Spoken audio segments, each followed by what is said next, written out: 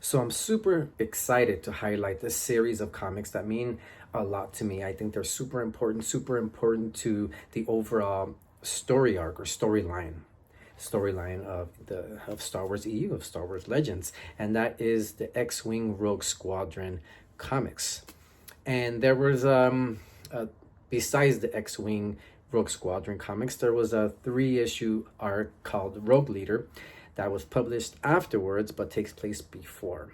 So I'll focus on those as well. So I'm bringing this up because this video is sort of like an introduction to near future videos that I'm going to be highlighting the story arcs within this amazing X-Wing world, you can say, or universe within that storyline.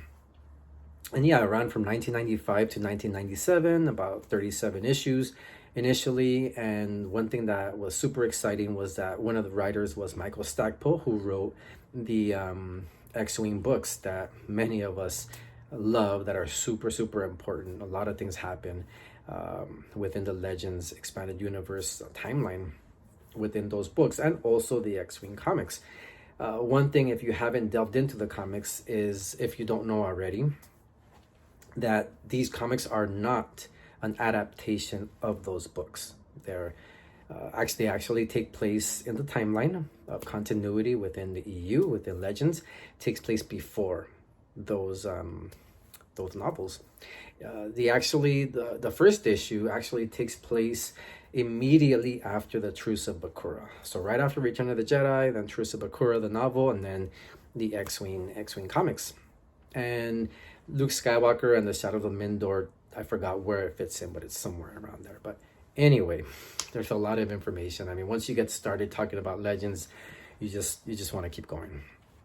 But I'll try to keep it focused. And yeah, so super nostalgic for these comics, because in 1997, I know I've said this many times, but I feel it's relevant to this introduction of X-Wing comics, because I will be talking about, and I hope you bear with me, about the nostalgia factor and memories within these comics. I love hearing that from videos that I see from you guys. Also, just the history of certain storylines that are important to you, and where you were when you first discovered it and all that. So yeah, so I first discovered the EU expanded universe at a comic shop, noticing Shadows of the Empire Evolution, picked that up, and that's when I discovered Dark Empire and asked the gentleman behind the counter about Star Wars comics, and he showed me the section. And back then, actually, which was super cool and super interesting, I feel,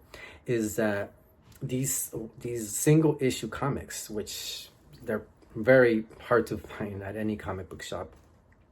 I'm not sure about online, but I'm sure they're rare. So they were easy to find. You wanted Dark Empire, readily available. Shadows of the Empire, the adaptation in comic format, tons. So tons of comics were just in the bins. And so when I discovered, at that moment, I just wanted to buy everything. Obviously, I couldn't. At that time, I was 20, something like that. So, at that time, I was young. I didn't have a lot of money, but I got as many as I could.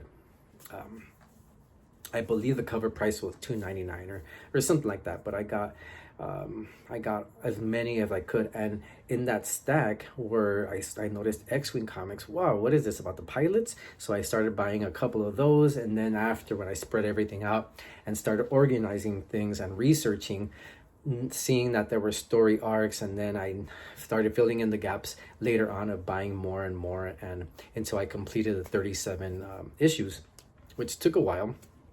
And I believe, since it was published, finished, I believe, in 1998, mandatory retirement. I could be mistaken, but they were still being published as I was discovering the expanded universe. So I remember that. And one thing I loved also was I still love that, the cover art. I remember the first one, Rebel Opposition #1, just had a Wedge on the cover holding a helmet, and then you see the X-Wings flying in the background. I thought that was cool. I remember just looking at that and just being wowed overall. So that was extremely cool. And I do remember the issues with Baron Fell on the cover. I thought those were just wow. So I have a lot of favorites within, a lot of favorite covers, we all do within the X-Wing comics, but super important, super important. Remember, right after Return of the Jedi and Truce of Bakura, the rebellion still, they hadn't become the New Republic. It was mentioned here and there because that was the goal, ultimate goal, but they hadn't taken Coruscant yet. They still hadn't defeated Isani Isar. She was just starting to come out in the expanded universe. So it was the early days, you can say, the beginning of the New Republic. That's why I feel the X-Wing novels as well as these comics are important, because you see pretty much the early days and what contributed to formation of this government of the New Republic. That's why so many important events happened, and I will be I do want to highlight each story arc, which starts off with Rebel Opposition, Phantom Affair, Battleground Tatooine, Warrior Princess, Requiem for a Rogue in the Empire Service. There's a few others, Family Ties, Masquerade. I'm missing a few, I believe, but I'll focus on those. And the last story arc is Mandatory Retirement, which the last issue, I remember when it came out, actually, it had a Wedge kind of just, I believe he was kind of getting up from his X-Wing, and just kind of just staring. And it seems like it's just awesome cover. You can see, it might be crazy for me just to think that, but I interpreted it just as art. You can interpret it any way, but I feel that issue of the last issue of Mandatory Retirement, I think it's the last or the first, the one with Wedge on the cover.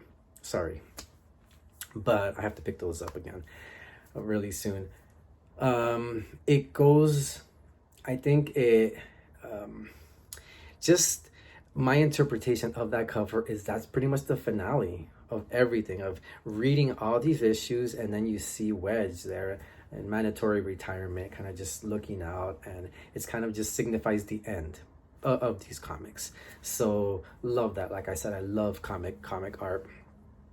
And yeah, so I love how they tie in Truce of Bakura. They mentioned that. So one thing, as you guys know, I love continuity within the Star Wars expanded universe, within the Star Wars Legends. So whenever other novels or other events from the novels are mentioned in comics, I just geek out, because that's one of the things that made me fall in love with this universe. Apart from the movies, that's what made me fall in love with this universe: the connections, the continuity, the effort of keeping everything together. So yeah, lots of important things happen in these comics.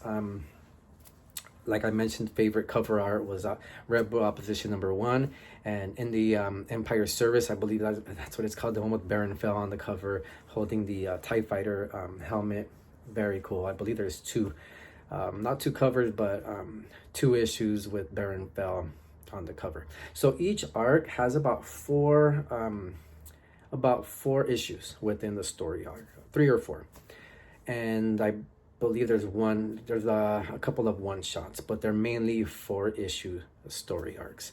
And yeah, so I'm gonna be discussing, once again, this is like an introduction video that I'm gonna be discussing and just talking about the X-Wing comics and what they brought to the table within the Star Wars expanded universe storyline, Star Wars Legends. So yeah, just wanted to hop on here and give this introduction, and also just kind of express my appreciation for these comics. I really love them.